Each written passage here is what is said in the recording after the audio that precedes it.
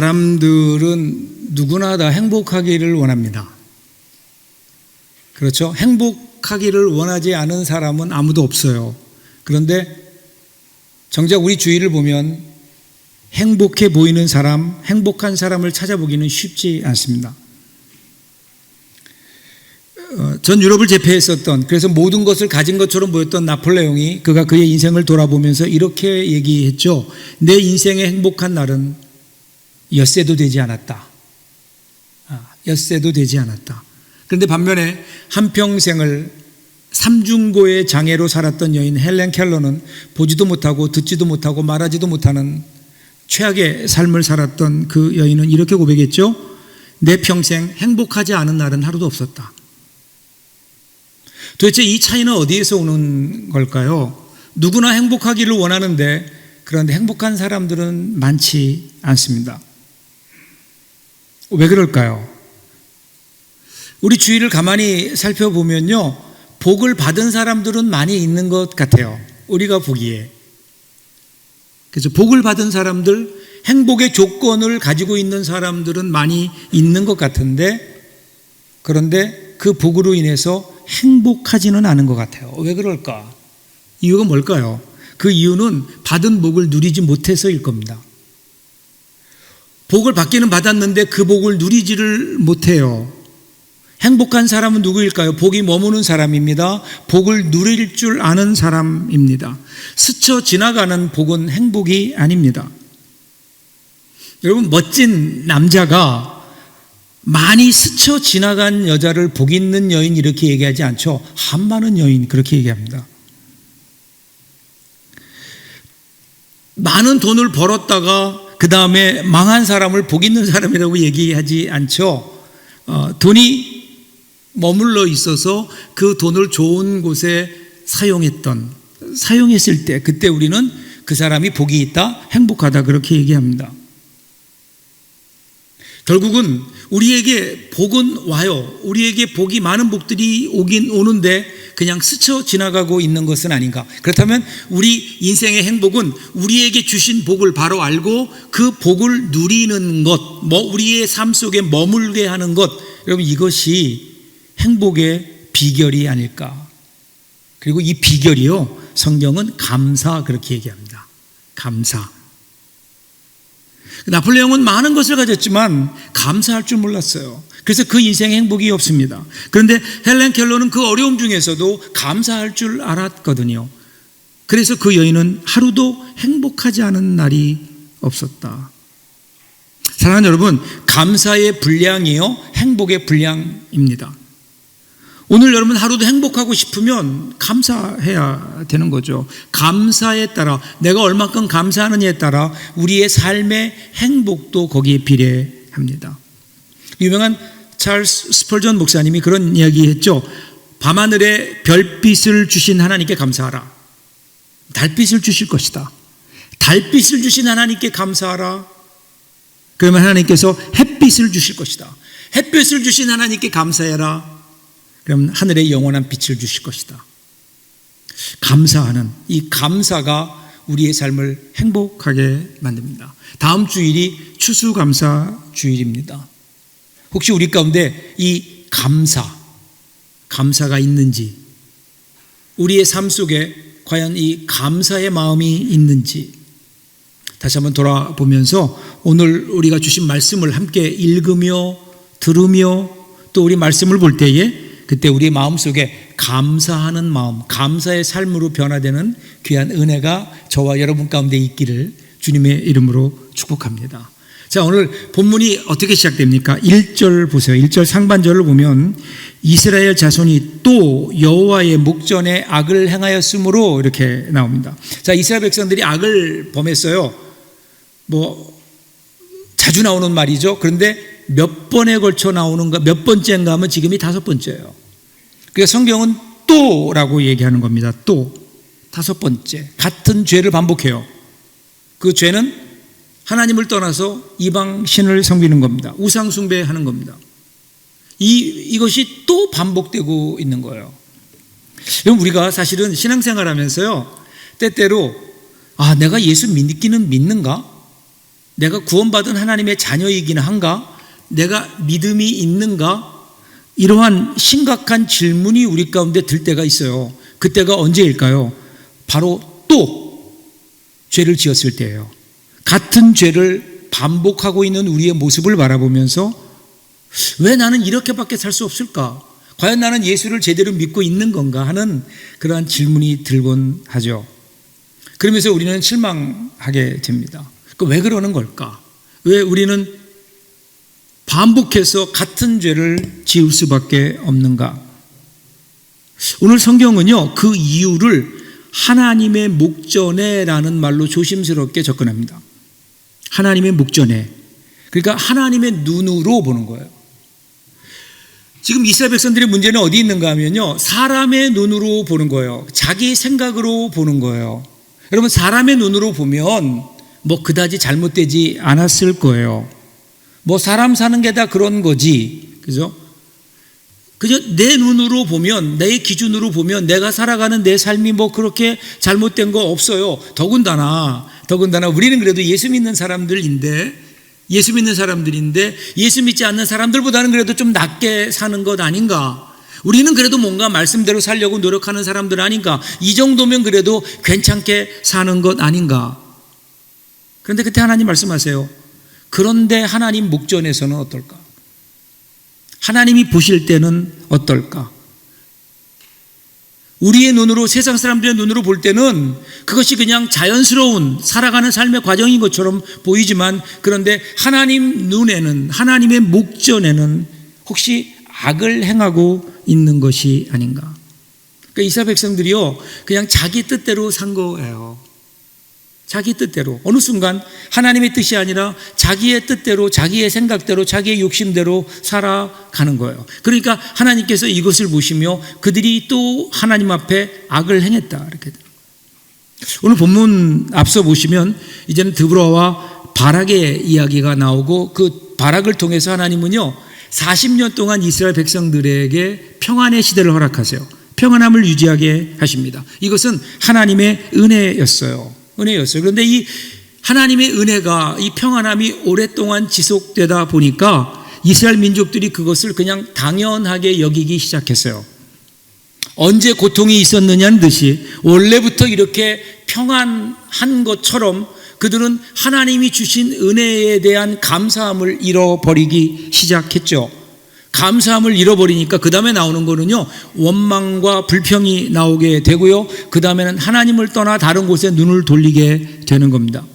그래서 보세요. 이스라엘 민족들이요, 평안함이 오히려 독이 되는 겁니다. 그래서 고난 중에 찾았던 하나님, 그 하나님을 평안함 속에서 잊어버립니다.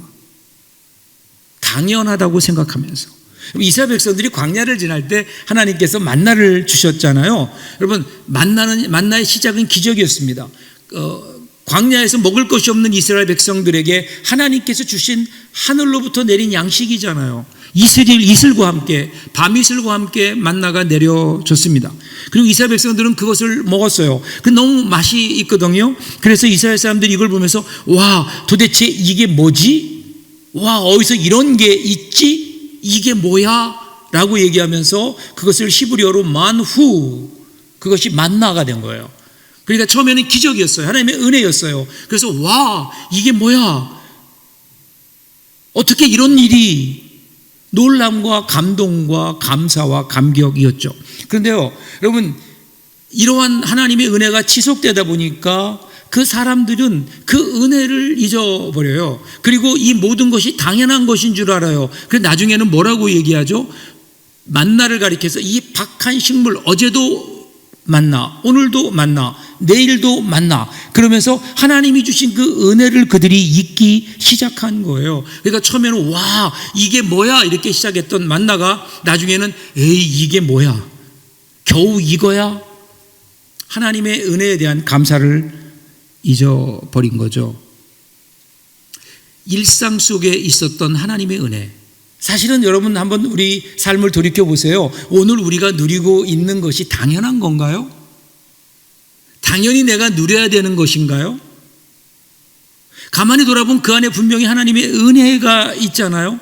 지난 2년 동안 코로나를 통해서 하나님이 우리에게 주셨던, 알려주셨던 은혜가 이것 아닌가요?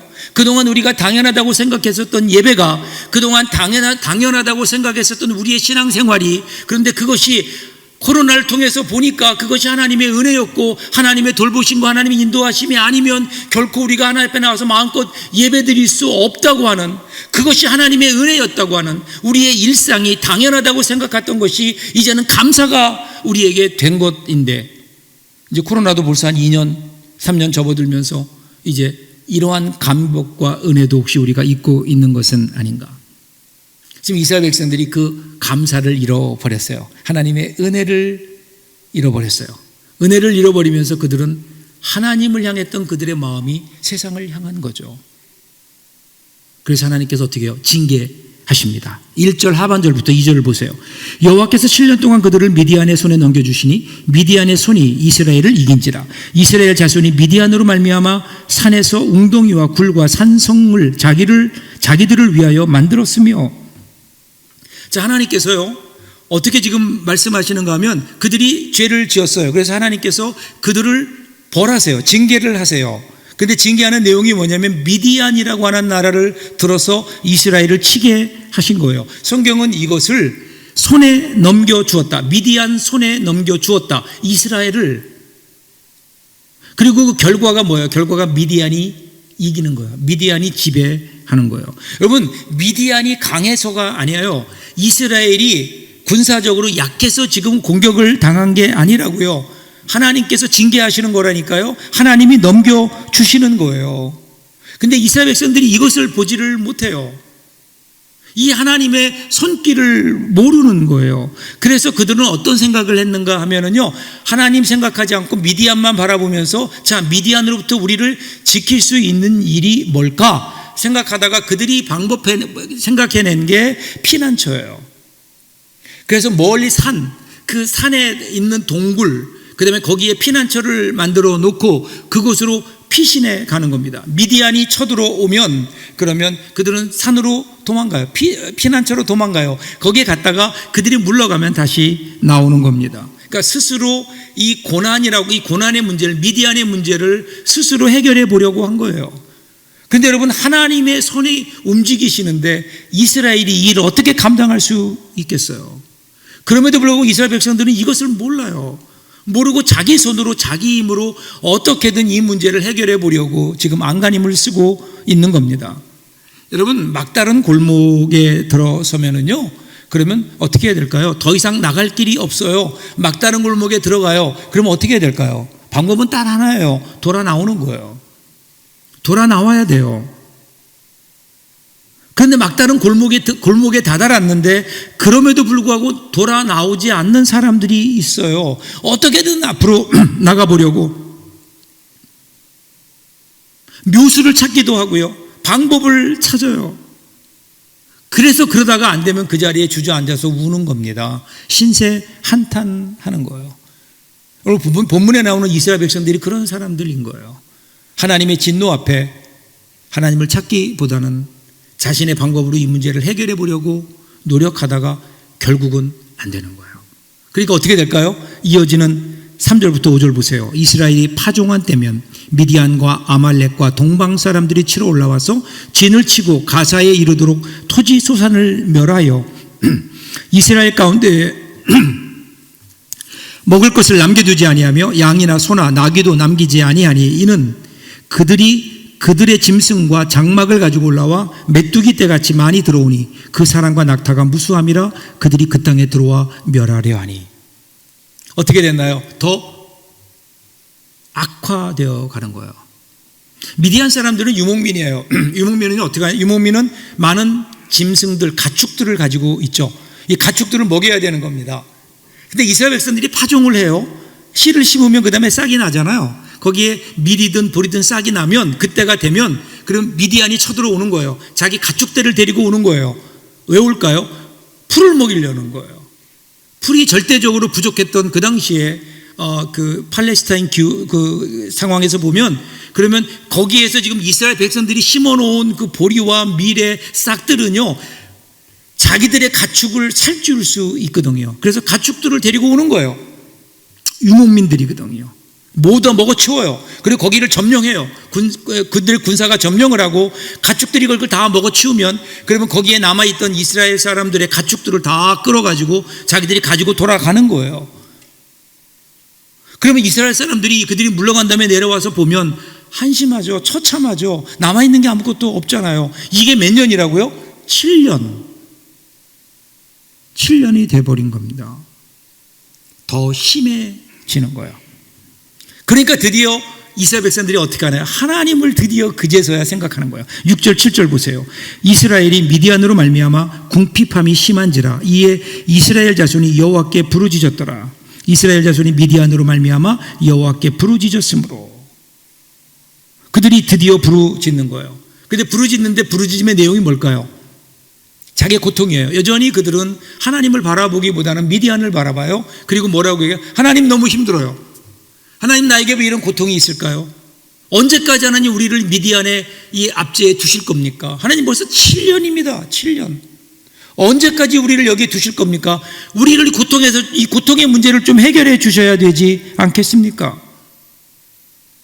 어떻게든 그들이 이 고난에서 벗어나게 해달라고 하나님께 부르짖었을 겁니다.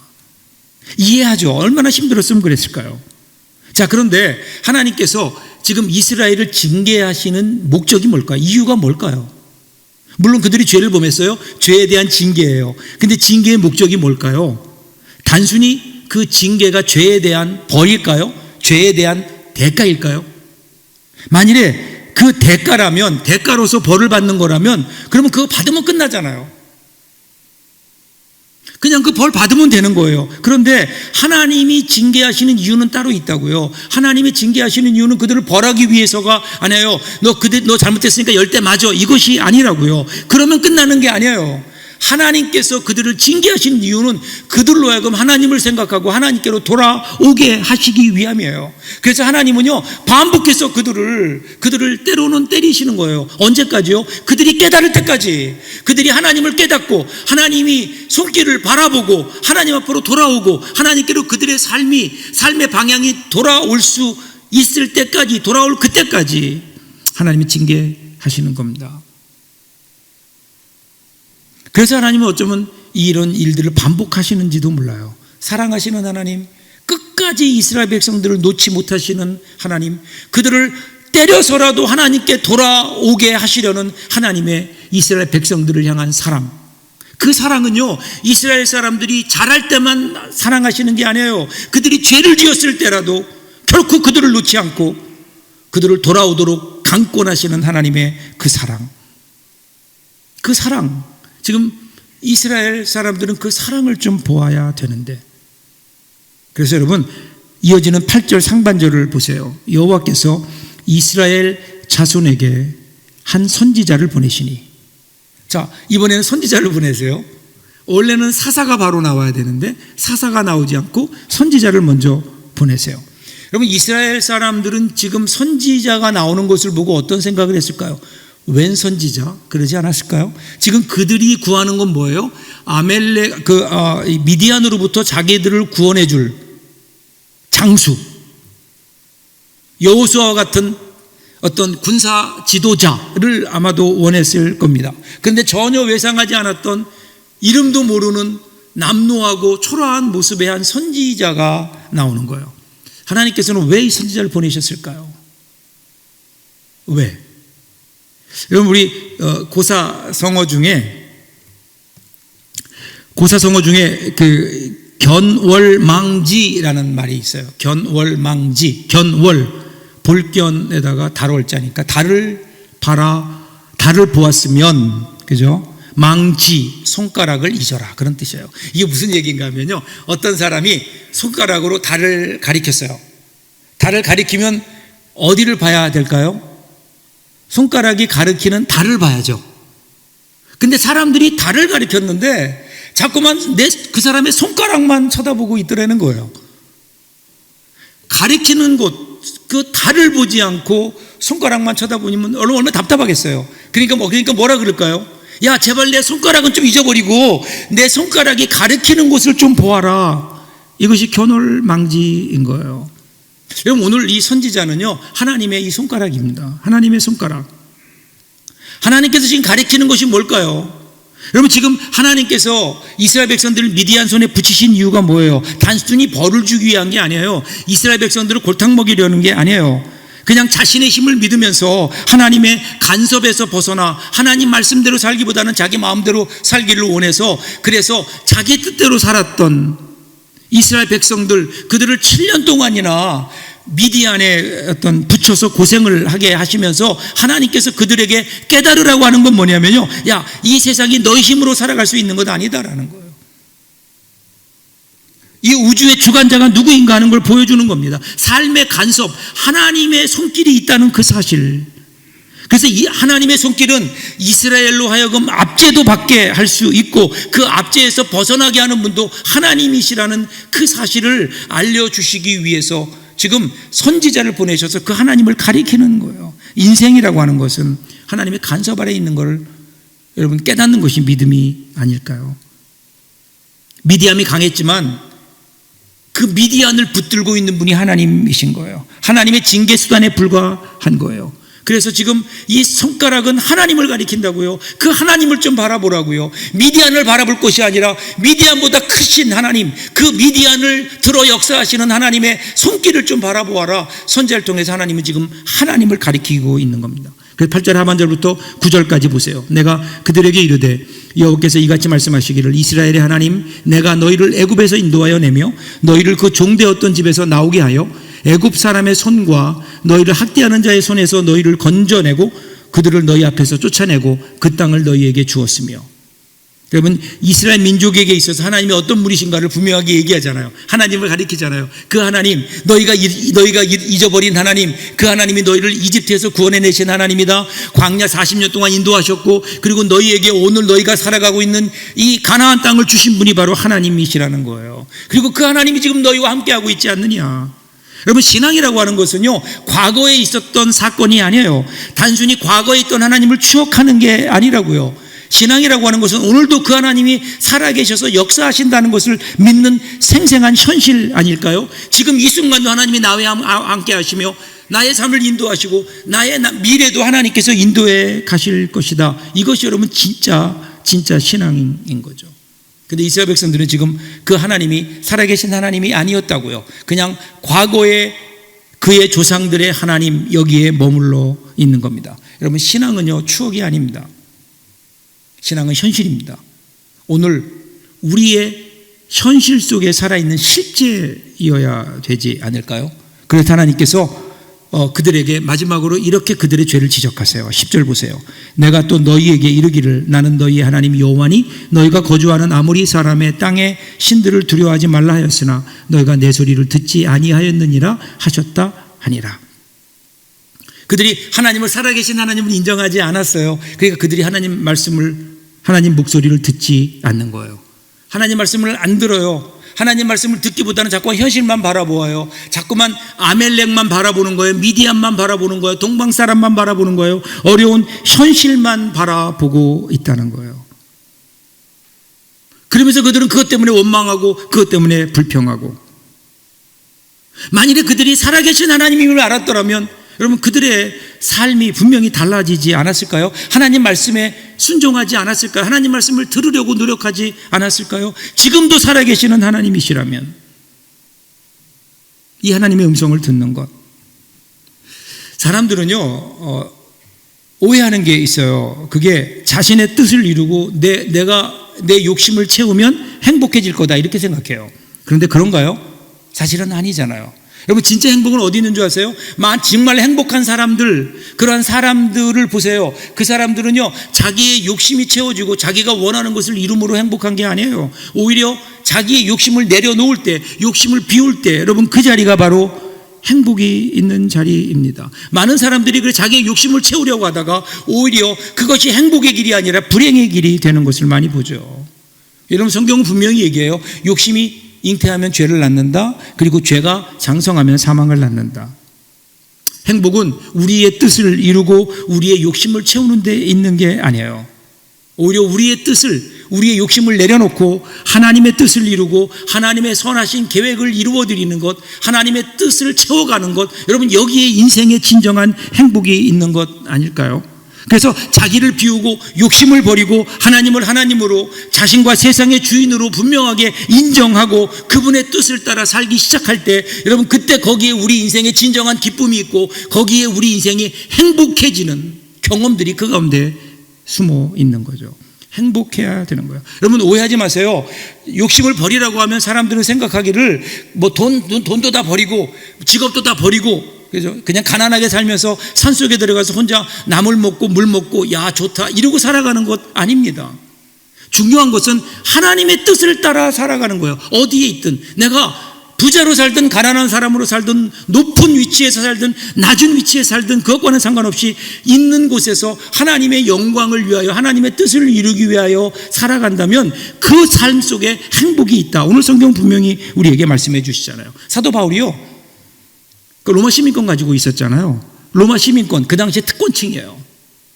근데 사도 바울은 한 번도 그의 특권을, 로마 시민권을 자신의 사역을 위해 사용한 적이 없어요. 그가 사용했던 건 단 한 번, 하나님의 영광을 위해서, 로마의 복음을 전하기 위해서, 로마 황제 앞에 복음을 전하기 위해서 자신이 로마 시민권을 사용하는 거예요. 사도 바울의 삶은 그러기에 하나님의 뜻을 따라 하나님의 뜻을 이루기 위해 살았고, 그래서 그는 가장 행복한 삶을 살 수 있었죠. 그러면서 그는 하나님의 뜻을 이렇게 얘기해요. 데살로니가 전서 5장 16절부터 보세요. 항상 뭐죠? 기뻐하라. 그 다음이 쉬지 말고, 이 두 번째를 별로 안 좋아하시는 것 같아요. 쉬지 말고 기도하라. 마지막이 범사에 감사하라. 이것이 하나님의 뜻이다. 이 하나님의 뜻대로 사는 거예요. 제발 하나님 잊어버리지 말고 항상 기뻐하며 날마다 기도하며 그리고 모든 일에 감사하며 사는 거예요. 그러면 어떻게 될까요? 그럼 그 다음에 하나님께서 주시는 은혜가 있다라는 거예요. 여러분 이 순서가 중요하지 않을까요? 여러분 우리는요 행복해서 감사하는 게 아니라니까요. 감사하니까 행복해지는 거예요. 그래서 감사는 우리를 행복하게 하는 실력입니다. 오늘 우리 삶에 행복이 없다면, 행복하지 못하다면 왜 그럴까요? 제가 어릴 적에 상수도 시설이 별로 좋지 않았던 시대였어요. 그래서 수도가 들어오는 집이 많지 않았고 대부분의 집은요 펌프를 사용했어요. 펌프를 통해서 물을 끌어올렸죠. 그 동네마다 그 펌프가 있었고 저희 집 앞마당에도 펌프가 있었습니다. 근데 이 펌프가 사용하지 않으면 그러면 물이 빠져요. 물이 빠지고 나면 아무리 거기에 펌프질을 해도 물이 올라오지 않죠. 그럼 그때 뭐 해야 되나요? 물을 한 바가지 붓습니다. 이 물을 마중물 그렇게 얘기해요. 마중물. 이 마중물은 버리는 것 같지만 버리는 게 아니에요. 그 마중물을 부을 때 그리고 펌프질을 하면 거기서 밑에 있었던 시원한 생수들이 올라오는 거예요. 지하수를 끌어올려 펑펑 쏟아지게 하는 고맙고 귀한 처음물인 겁니다. 여러분 우리 인생, 정말 우리 인생이 행복하려면, 우리 인생이 하나님이 주신 그 시원한 하나님의 은혜로 우리 인생이 행복해지려면 이 마중물이 필요하죠. 이 마중물을 성경은 감사라고 하는 거예요. 시편 37편 4절 보세요. 또 여호와를 기뻐하라. 그가 너의 마음의 소원을 너에게 이루어 주시리로다. 여러분 이 순서가 중요해요. 순서가 기뻐하고 감사하는 게 먼저예요. 그러면 하나님께 소원을 이루어 주신다는 거예요. 근데 우리는 자꾸만 하나님 소원을 이루어 주셔야 내가 감사하고 기뻐하죠. 그런데 하나님은 아니야. 순서가 바뀌었어. 네가 먼저 하나님 앞에 감사해. 네가 먼저 하나님을 기뻐해. 그러면 하나님께서 너의 소원을 이루어 주실 거야. 사랑하는 여러분, 이제 다음 주가 추수감사주일이에요. 여러분의 마음은 어떻습니까? 여러분 마음속에 이 하나님을 향한 하나님의 은혜에 대한 감사가 있습니까? 지난 1년 돌아보면 사실은 별로 감사할 것이 없어 보이는 우리의 삶이에요. 그런데 여러분 사실은 감사할 것이 없어서 감사하지 못하는 게 아니라니까요. 그 가운데 숨어있는 하나님의 은혜를 우리들이 보지 못하니까 그냥 당연한 건 줄 알고 우리는 원망과 불평이 먼저 나오게 된다고요. 그래서 우리는 감사 준비해야 됩니다. 이번 한 주간 동안 저와 여러분이 하나님께 감사할 수 있는 감사의 마음을 준비했으면 좋겠어요. 저는 여러분에게 두 가지를 제안하고 싶어요. 하나는요, 내일부터 시작해서 매일 하루에 3가지씩 감사의 조건을 좀 찾아보세요. 세 가지. 하루를 살면서 감사했던 조건들 세 가지. 우리가 그런 눈으로, 감사의 눈으로 바라보면 우리 삶 속에 하나님의 은혜가 숨어 있어요. 아무것도 아니었던 일상에 감사가 뿌려지면 여러분, 우리의 삶이, 우리의 인생이, 우리의 하루가 따뜻해져요. 거기에 행복이 있는 거예요. 여러분, 궂은 날씨에도 내가 필요한 물건을 배달해주는 택배 기사님들, 여러분 한번 감사한 마음, 놓칠까봐 조마조마했던 버스에 타게 되었을 때 그때까지 기다려준 버스 기사님의 그 따뜻한 마음. 여러분, 우리가 이런 눈으로 우리의 삶을 살피기 시작하면요, 우리의 삶 속에 감사할 조건이 얼마나 많이 있을까요? 그 감사한 조건만큼 우리는 행복할 수 있는데, 그 또 하나는요, 그냥 나만 그렇게 알지 말고요, 감사의 편지를 좀 여러분 썼으면 좋겠어요. 감사의 편지. 감사의 편지를 간단히 적어서 한번 여러분 감사의 마음을 전해보세요. 여러분, 남편들이요, 아내에게 한번 감사의 마음을, 이 어려운 시기에도 나의 아내로 살아주어서 고맙다고. 여러분, 남편들에게 이 정말 어려운 코로나 시절에도 가족들을 위해서 이렇게 열심히 일해주어서 너무 고맙다고. 나의 아들로 네가 살아주어서 나는 네가 너무 자랑스럽다고. 부모님의 은혜에도 감사해 보십시오. 성도들끼리 우리가 서로의 마음을 전하며 감사의 마음을 전해 보시라고요. 우리 주위에 있는 많은 사람들 얼마나 감사한 일이 많은데 우리가 지금 감사를 놓치고 있지는 않나. 그래서 여러분, 하나님 앞에 감사한 마음을 한번 표현해 보세요. 그래서 추수감사주의를 Thanksgiving이라고 해요. Thanks, 감사죠. 그 다음에 giving, 주는 겁니다. 하나님께 감사의 마음을 드리는 겁니다. 그리고 주위에 있는 우리 이웃들에게도 감사의 마음을 나누는 겁니다. 감사가 나누어질 때, 그렇게 감사가 우리 가운데 하나하나 늘어날 때, 여러분, 우리 삶은 그만큼 행복해지지 않을까요? 아무것도 아니었던 그냥 내동댕이 쳤던 것처럼 보였던 우리 인생이 그런 인생이 아니라 거기에 하나님의 은혜가 있고 하나님의 손길이 있고 붙들어 주시는 하나님의 놀라운 은혜가 있음을 발견하게 되면, 여러분, 우리 삶이 얼마나 행복해질까요? 여기에 행복의 비밀이 있습니다. 놓치지 마십시오. 이번 한 주간 동안 이러한 귀한 감사의 마음으로, 이번 추수감사 주일에는 우리 모두가 다 감사와 기쁨의 축제로 하나님께 예배하는 사랑하는 저와 여러분들 될 수 있기를 주님의 이름으로 축복합니다. 기도하겠습니다.